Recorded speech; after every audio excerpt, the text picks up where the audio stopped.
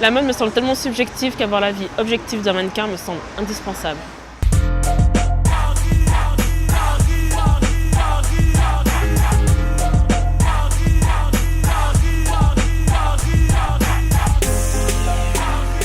Qu'est-ce qui t'a plu le plus quand t'as commencé? Ce qui m'a plu le plus, c'est surtout ce que j'adore dans ce métier, c'est l'imprévu. Tu vois, là je te parle, demain je vais shooter un catalogue, dimanche je vais shooter une marque de montres. D'accord. Et voilà, je sais jamais de quoi demain sera fait, qui je vais rencontrer. Tu vois, c'est pas comme un boulot routinier où tu sais ce que tu fais, tu as tes missions, tu fais tes horaires, etc. Ouais. Le mannequinat, c'est vraiment quelque chose où t'es baladé à gauche, à droite, voilà, tu pars faire le tour du monde pour une marque.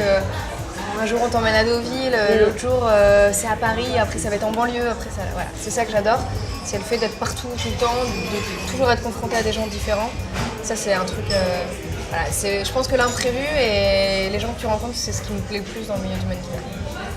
Est-ce que les clichés qu'on peut avoir sont vraiment ce que l'on pense, comme les mannequins qui mangent que du coton ou qui ne mangent pas du tout ce genre de choses? Alors moi je fais partie de ces filles-là. Tu manges pas que du coton? Non, moi je mange du couscous et de la raclette, voilà. Ok, dans le mannequinat, je suis considérée comme fille avec des formes. D'accord. Voilà. Ça vaut ce que ça vaut. Des fois je m'en prends plein la tronche, des fois au contraire c'est pour ça qu'on me choisit. Ah quand même, tu penses que ça peut marcher dans les deux sens? J'entends que tu peux être donc fille à forme ou plus longiligne et que ça peut fonctionner quand même? Ouais, voilà, chacun son domaine. Moi, tu me verras jamais sur un podium. Déjà, ça me plaît pas. J'adore les regarder, mais j'aimerais pas en faire. D'accord. Après, tu me verras jamais sur un show. Pourquoi? Parce que j'ai pas les mensurations qu'il faut que. Parce que juste une fois, j'ai essayé un prototype, mes épaules ne passaient même pas. D'accord. Voilà, et puis, voilà, chacun son job. C'est.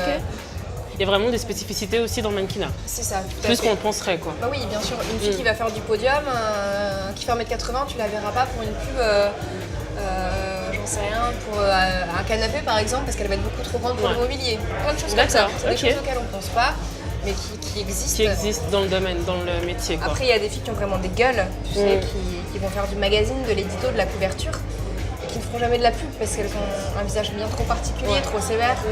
Parce que tu vois, via le blog que j'ai ouvert, c'est ce que je revendique en fait. Le bien-être. Tu peux être mannequin et pas t'affamer pour autant. Tu vois, c'est. Moi je raconte aux nanas que voilà, je m'affame pas. Oui, je fais attention parce que si j'ai un job de lingerie le jeudi, je vais pas manger de raclette le mercredi soir. D'accord. Je fais attention quand il faut faire attention. Mais je revendique ce côté healthy, comme ils avaient en Amérique, saine d'esprit et de corps. Je me fais plaisir, mais à côté je fais du sport. Voilà, je grossis pas non plus. Pourquoi? Parce que je prends soin de moi. Tu prends soin de toi simplement. Voilà. La mode a donc une importance particulière pour toi, indépendamment du fait de la porter? Donc pour moi, en fait, moi je suis pas à fond dans la mode, dans le sens où c'est pas parce que je vais voir une fringue dans un magazine, souvent portée par une collègue que je connais. C'est pas parce que je vais voir une fringue dans un magazine qui me la faut absolument. Je suis pas comme ça. T'es pas une victime? Non, surtout pas. Au contraire, moi j'adore bosser pour des tout petits créateurs qui sont à peine connus, qui ont des budgets rikiki et qui vendent des choses incroyables. J'adore en fait dénicher des talents, aller bosser avec ces gens-là qui ont vraiment un message de marque à véhiculer, quelque chose à vendre. Est-ce que c'est aussi simple qu'il n'y paraît la mode? Est-ce que c'est aussi... Juste faire un clin d'œil et sourire? Non, c'est pas si simple que ça. La photogénie, certes, on en est doté à la base, mais ça se bosse. J'ai arraché des pages de magazines, je me suis regardée dans le miroir pendant des heures, quitte à pas être narcissique, je m'en fiche. J'ai essayé de bosser mes attitudes, j'ai fait beaucoup de photos.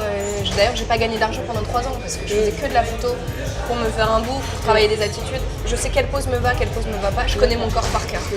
Ça se bosse, donc c'est pas facile. Après, passer un casting, c'est aussi une autre paire de manches. Chaque casting, c'est un entretien d'embauche, finalement. C'est-à-dire que toi, t'es jugé qu'à ton apparence. Voilà, on s'en fout très très coup d'œil. Ouais, c'est clair. Sois belle et tais-toi, et c'est justement ça que... C'est vraiment ça, sois belle et tais-toi. Exactement. Après, il y a de la place pour la discussion une fois que tu as le boulot et que tu es en backstage, tu vois. Il m'est déjà arrivé des aventures totalement inhumaines. Il y a 1 an, j'ai été envoyée à Bangkok pour une grande marque de bijoux.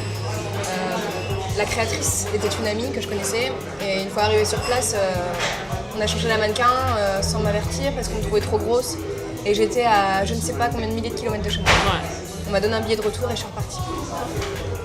Et voilà, et là tu vois, je tombe sur d'autres boulots où on me dit mais je cherche une fille comme toi depuis super longtemps. Dans ce milieu, c'est un ascenseur émotif permanent. Et je pense que les bons et les mauvais côtés, c'est ça. Tu vas rencontrer quelqu'un de top, de génial, avec qui tu vas vouloir tisser une relation. Et à contrario... Et à contrario, on va te balancer des trucs qui n'ont pas de sens. Ouais. Je pense que tu peux porter un sac poubelle à partir du moment où tu te sens bien dans ta tête. Oui. Et je pars de ce principe-là, en fait. Et toutes les vieilles rockeuses des années 60, tu vois, je suis en train de lire une biographie sur Patti Smith. D'accord. Et ça m'inspire. Cette nana, elle m'inspire. Pourtant, elle n'avait pas un rond, elle s'habillait avec des fringues pourries. Et son état d'esprit était une icône, quoi, ouais. C'est devenu une icône. Ouais. Kate Moss, c'est pareil, elle est partie de rien. Ouais. Je pense que c'est ces filles-là, en fait, qui sont le plus représentatifs de l'évolution de la mode et de l'état d'esprit mode.